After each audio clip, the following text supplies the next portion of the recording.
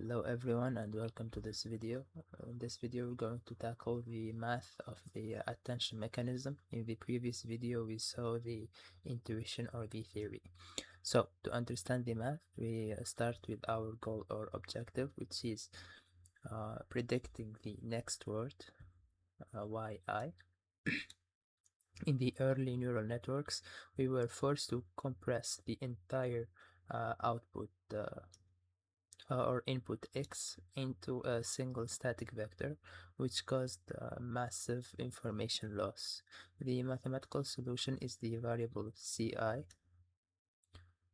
which is the context vector. This is a dynamic variable that changes at every single step of the generation process, allowing the model to look back at the source input every time it needs to make a decision. But how do we calculate this context vector? First, we need to measure compatibility. We calculate an energy score, E I J. We take the decoder's previous state, what we have simply written so far, and compare it against a specific encoder state, which is a specific word from the input. The function A is an alignment model that outputs a raw similarity score. High energy means the two words are highly relevant to each other. So the raw energy scores are hard to use. They can be negative or very high, unbounded, so we need probabilities. We pass these scores through the softmax function to get the probabilities. Think of the softmax as creating a strict attention budget. The weights must sum to 1 or 100%.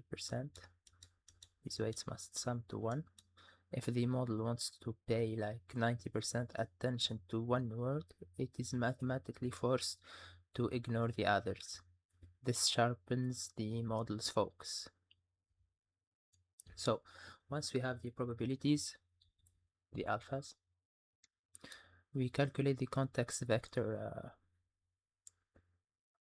ci, this context vector. This is a weighted sum. We don't just pick one input word, we blend them.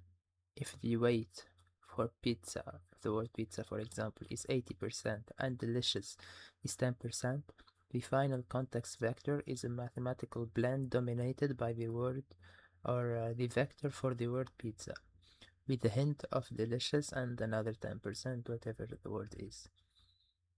This vector is what is finally passed to the decoder to predict the next word. So that was the recurrent approach. Slow and sequential because it depends on loops. To process the entire internet, we need to move to another technology or act.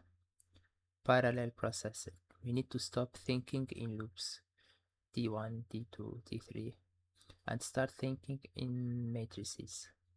Our goal shifts from simply translating to transforming dictionary embeddings, which is the generic meanings, into contextual meanings using massive matrix operations. So in this new word, every input word embedding x is multiplied by 3 separate weight matrices to create 3 distinct vectors. Q query, which asks what I'm looking for, K key, what defines me, the value V, the information that I hold. These matrices are the parameters the model actually learns during the training. So we don't process words one by one. We stack the entire sentence into a matrix. By multiplying this input by our weight matrix, we calculate the queries for every word in the sentence simultaneously. We do the same for keys and values. This is why transformers are so fast. It's just one big matrix multiplication.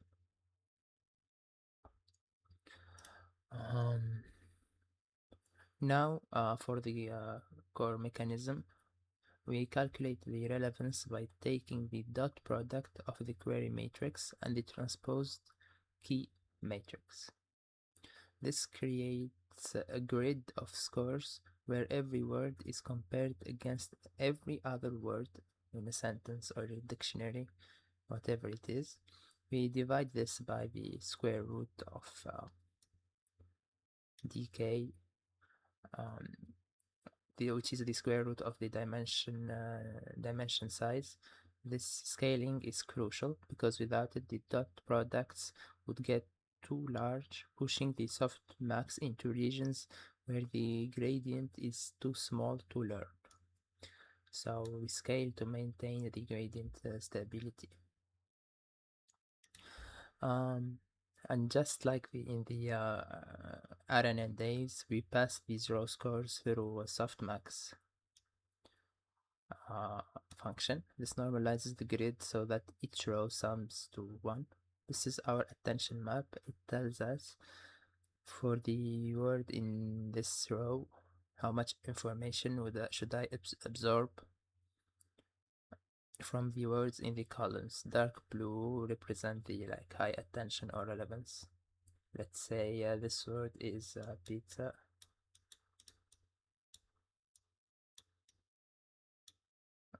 So this should be also pizza. Let's say this second word is burger. So this one is burger. So we can say the attention between pizza and burger is 0.8. The attention between pizza and pizza is 1, etc., etc.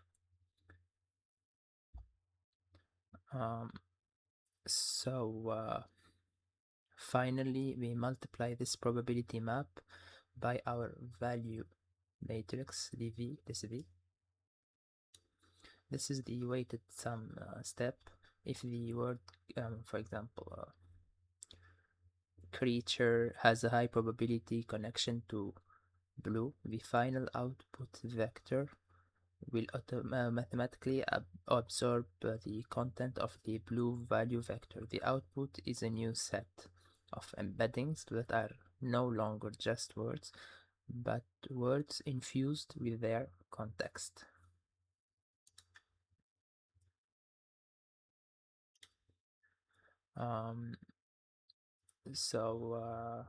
One attention map isn't enough because language is complex. So we use multi-head attention to run this entire process in parallel multiple times. One head might focus on grammar, the other one can like the position, next word, previous word, and the other on semantic. We concatenate these results and multiply by a final matrix, WO, to combine these different perspectives into a single rich presentation. So let's see an example. Let's go.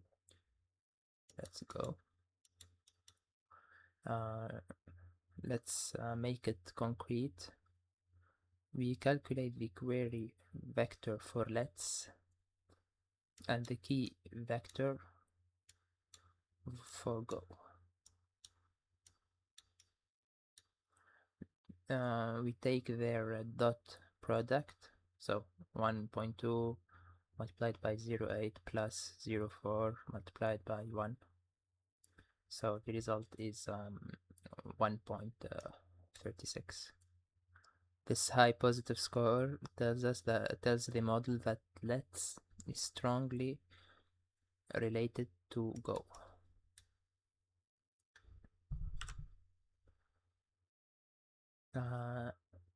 So does this math actually reflect the reality? Yes. If we visualize the weight strain on translation, we see this heat map.